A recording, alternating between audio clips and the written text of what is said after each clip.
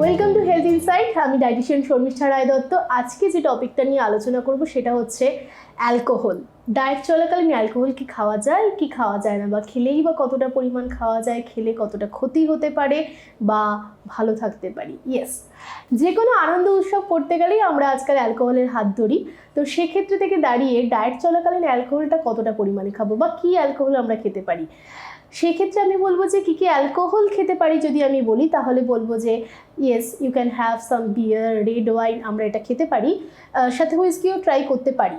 আর বাদবাকি যেগুলো রয়েছে সেগুলোকে অ্যাভয়েড করাই ভালো। অ্যালকোহলের সাথে যখন আমরা খাই বাদবাকি জিনিস, যেমন কি অনেকে বাদাম খাচ্ছে বা চিপস প্রচুর পরিমাণে খাচ্ছে, কোল্ড ড্রিঙ্কস অ্যাড করছে, যেগুলো কিনা ক্ষতিকারক এবং সেটার কোনো পরিমাণের লিমিটেশন থাকে না।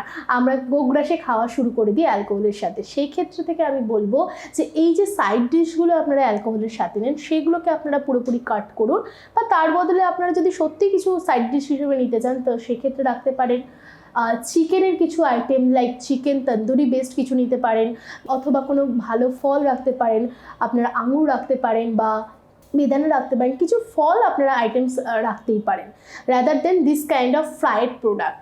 এবার আসি পরিমাণ বা কোয়ান্টিটি। আমি একদমই বলছি না যে অ্যালকোহল আপনারা প্রতিদিন নিন বা প্রতিদিন খান, কিন্তু যদি কোনো অকেশনালি আপনারা ডায়েট চলাকালীন অ্যালকোহল নিয়ে নেন, তার পরের দিন আপনারা কিভাবে আপনাদের অ্যালকোহলের লেভেলটাকে বডিতে ব্যালেন্স করবেন সেই কিছু টিপসগুলো আমি আপনাদেরকে দিয়ে দিই। প্রথমত একটা টিপস দিচ্ছি, সেটা হচ্ছে ইসবগুল, মানে হচ্ছে 7 থেকে 10 গ্রাম, অর্থাৎ ওই 2 to 3 টিস্পুন মতো আপনারা জলের মধ্যে, সিম্পল নর্মাল ওয়াটারের জলের মধ্যে গুলে খেতে পারেন। কবার খাবেন তার ঠিক পরের দিন 2 থেকে 3 বার আমরা সারাদিনের মধ্যে এই পরিমাণে খেতে পারি। এছাড়া কি রাখতে পারি, অ্যাপেল সাইডার ভিনিগার রাখতে পারি, যেটা কিনা আমাদের রিব্যালেন্স করতে, বডির পিএইচ লেভেলকে রিব্যালেন্স করতে সাহায্য করে এবং নট অনলি দ্যাট, বডির ইমিউন পাওয়ারটাকে মেনটেন করতে সাহায্য করে। তাই আমরা অ্যাপেল সাইডার ভিনিগার 1 টিস্পুন নেব, মানে হচ্ছে 5 গ্রাম মতো নেব। তার মধ্যে জিঞ্জার দিয়ে খেতে পারি, জিঞ্জার পেস্ট দিয়ে খেতে পারি, 1 পিঞ্চ মতো জিঞ্জার দিয়ে খেতে পারি।